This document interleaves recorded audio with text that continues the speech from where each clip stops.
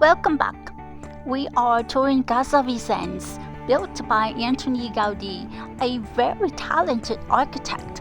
Though this is his first house as he was a young architect at this time. He was commissioned to build a summer house for a very wealthy stockbroker, Manuel Vincens y Montaner, and thus the house became Casa Vicens.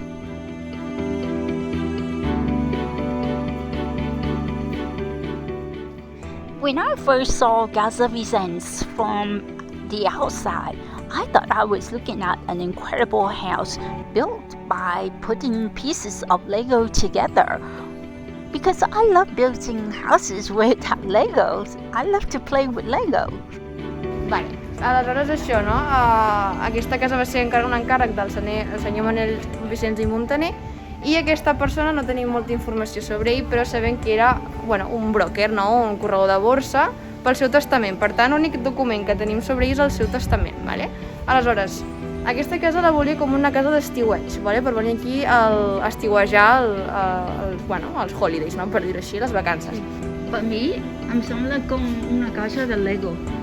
Sí? Sí, oi que sí? Ho veus peça per peça, no? Sí. Bueno, mai m'ho havien dit. Tu vols explicar en anglès, si vols? Sí, com vulguis. Vale. Then this house is Casa Vicens, right? So this house was designed by Antoni Gaudí. So as a first house, he also could deploy all his great talent, all his ideas as a young architect, no? Say it like that. So this house was commissioned by Manuel Vincens and Montaner. He was like a broker, an exchange corridor. And he wanted this house to be his summer house because he already had one as a residential house in actual Ramblas, okay, in Barcelona. It's not a famous house, so you can visit it. You cannot visit it. So this house, why he will have here a casa? So a house, no? So in Gaudí Gracia. In that time, in 1916, Gaudí Gracia was like a part from Barcelona. He was like a town from Barcelona. It's not like now that Gaudí Gracia it's inside, no? It's like a district inside of Barcelona. So the families, the bourgeoisie family, the rich family wanted to have here a second residence. So they also wanted to have here such as this house. So also in that time, Barcelona was surrounded by walls. So they decided to demolish these walls. Like that, Barcelona could grow. Okay, Barcelona transforms, and also new spaces were born here. So that's thing that he wanted to have a house here. The first factories also coincide with this construction here in Barcelona, okay? What else? The same system that we see on the streets nowadays, it's the same as now. So those things make him think to have here a second residence, as summer house. We have to keep in mind that this is a second house. So what else? What happened? Parla molt bé l'anglès, Yeah? Felicitats. So,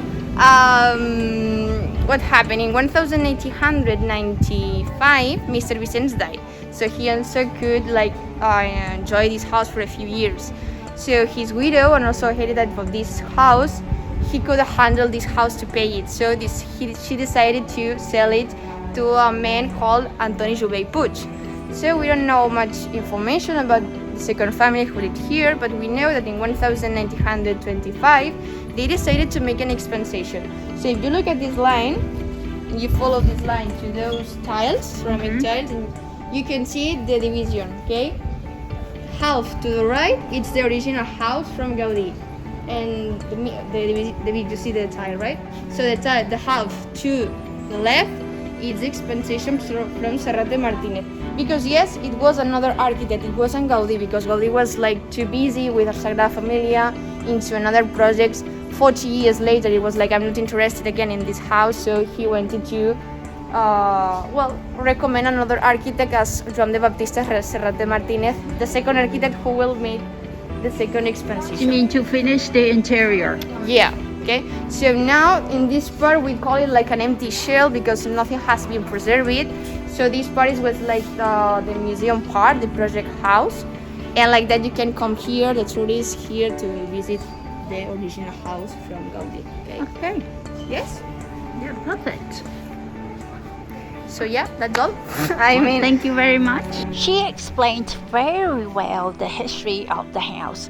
At first, she started to explain in Catalan, the official language of Catalonia, but I asked her to switch to English so y'all can understand. The price of the ticket also includes the audio guide, but I just listened to the guide in person and took my time walking through all the nooks and crannies, absorbing and breathing in all the beautiful details. It was built with an Orientalist style, but with Mr. Gaudí's own personal uniqueness.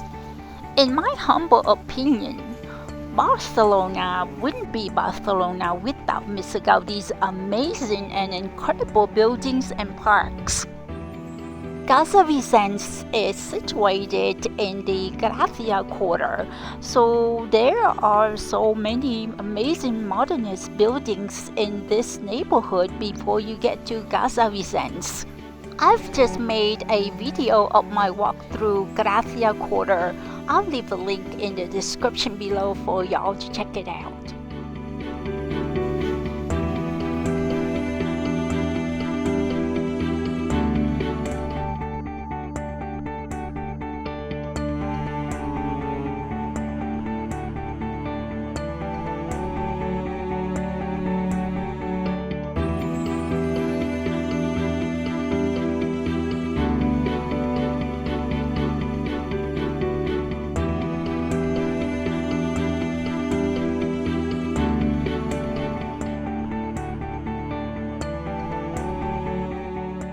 My video doesn't do Casa Vicens any justice at all, as I'm not the filmmaker. Besides, it's a must-see in person to totally appreciate all the delicate details.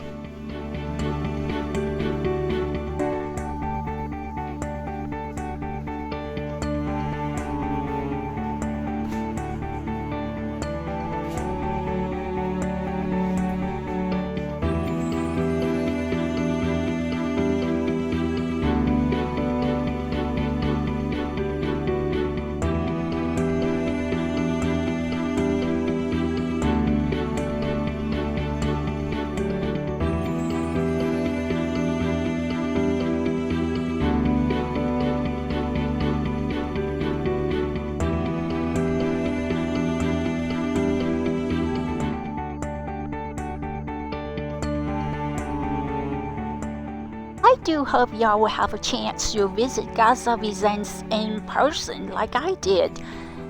If you liked the video, don't forget to give it a like and subscribe. Thank you for watching.